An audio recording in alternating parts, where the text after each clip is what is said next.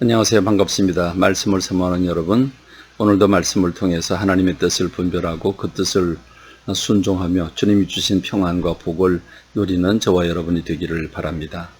오늘은 예레미야서 37장부터 40장에 이르는 부분을 함께 나누게 될 겁니다.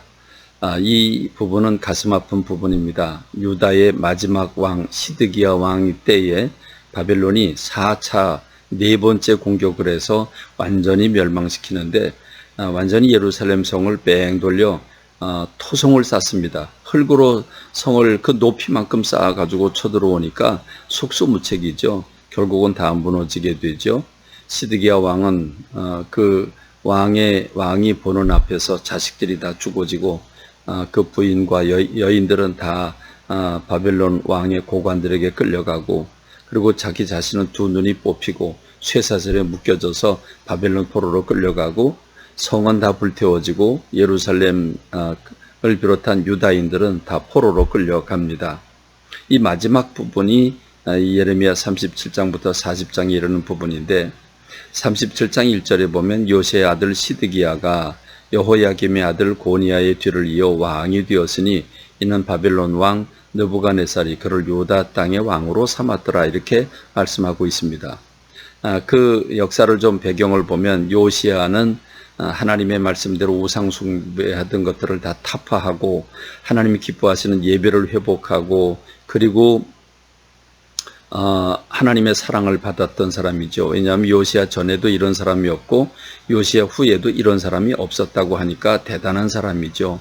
하나님이 그를 보호하십니다. 그런데 이미 요다라고 하는 나라가 그동안에 많은 우상 숭배와 매를 벌어놔서 요시야가 아무리 잘해도 그 매를 하나님으로부터 탕감받을 수가 없었습니다. 결국은 그 쌓아놓은 매 때문에 유다가 멸망하게 되는데, 요시야가 죽고 나자 그 아들 여호아하스가 3개월 동안 왕을 합니다. 근데 이집트가 침공을 해서 끌려가죠. 그래서 애굽에서 죽습니다. 그렇게 이집트에서 요시야의 다른 아들 고니야라고 하는 이름을 여호야김으로 바꿔놓습니다. 그러니까 이집트가 바꿔놓은 거죠.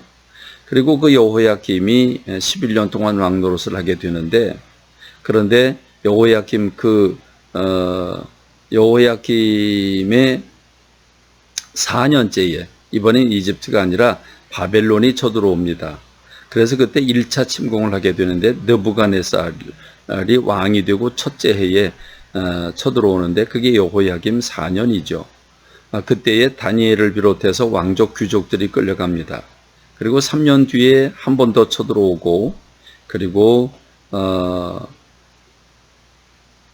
여호야김은 11년 동안 통치를 하고 죽습니다. 그리고 그 아들 여호야긴이 그 왕이 되죠. 18살의 왕이 되는데, 이 여호야긴 왕도 불쌍합니다. 3개월밖에 통치를 못했는데 바벨론이 쳐들어와서 3차 공격을 세 번째 쳐들어와 가지고 이 여호야긴을 바벨론으로 끌고 갑니다. 그때에 에스겔을 비롯해서 만여 명의 장인들과 용사들을 끌어가지요. 이렇게 끌어가면서 여호야긴 대신에 요시야의 아들 여호야긴의 숙부인 시드기야라고 하는 사람을 꼭두각시 왕으로 세워놓게 됩니다. 그런데 이 시드기야 왕이 3년 동안 바벨론을 섬기다가 이집트가 자기를 구원해 줄 것 같아서 이집트에게로 기울어집니다. 그래서 이집트 사람들을 섬기다가 바벨론이 네 번째로 쳐들어와서 완전히 성을 뺑 돌려 포위를 하고 토성을 쌓게 되는데 1년 6개월 만에 성은 함락이 되죠. 그래서 이 시드기야 왕은 자기 왕이 보는 앞에서 자식들, 왕자들이 다 죽어지고 부인들이 그 대신들의 분하들과 부인들과 더불어서 바벨론 고관들의 여자들로 다 뺏기게 되고, 그리고 자기 자신은 두 눈이 뽑히고, 그리고 쇠사슬에 매어서 바벨론 포로로 끌려가고, 이스라엘 백성들은 다 포로로 끌려가게 되고, 그래서 70년 동안 종살이를 하게 되지요. 여기서 우리가 깨닫는 것은 37장부터 40장 사이에 시드기야라고 하는 왕은 예레미야를 비밀리에 불러서 하나님의 뜻이 뭐냐? 하나님의 뜻을 솔직하게 얘기해달라. 그걸 알려주면 당신이 나를 죽일 텐데, 그랬더니 절대로 죽이지 않겠다. 그러니까 솔직하게 얘기를 해라. 그래서 예레미야는 그때그때마다 알려줍니다. 지금 시드기야는 3번씩이나 물어보거든요. 38장 17절에 보면 왕이여 항복을 하고 하나님이 주시는 징계의 매를 달게 받아라.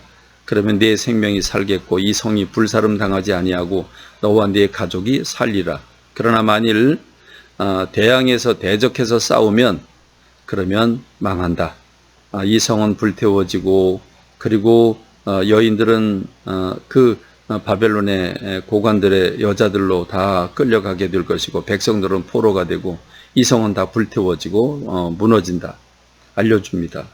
그런데 시드기야 왕은 내가 항복을 하면 이게 이스라엘 백성들에게 조롱을 받을 거 아니냐. 그러면서 조롱이 들어와서 비밀로 지키고 신하들과 의논하지도 않고 결국은 순종하지 않습니다. 그래서 망하게 되는 겁니다. 38장 20절에서도 만일 순종하면 복을 받아 생명을 보존하게 될 거라고 얘기하지만 신하들에게 말 한마디 하지 않고 결국 다 멸망하게 되는 거죠. 우리는 이 모습을 보면서 사람이 이렇게 미련할 수 있을까? 무지하고 어리석을 수 있을까? 살 길을 수십 번 알려주었음에도 불구하고 경고하고 보여주었음에도 불구하고 이럴 수가 있을까? 그래서 우리가 하나님의 말씀을 읽어야 되고 그래서 우리가 기도해야 됩니다. 하나님의 뜻을 아는 것은 승리의 비결이고 평안의 비결입니다. 그리고 그것을 순종하는 것은 평안입니다. 오늘 주님과 더불어 동행하고 주님의 말씀을 깨닫고 주님이 주신 평안과 복을 누리는 저와 여러분이 되기를 간절히 소망합니다. 말씀 맺습니다. 감사합니다.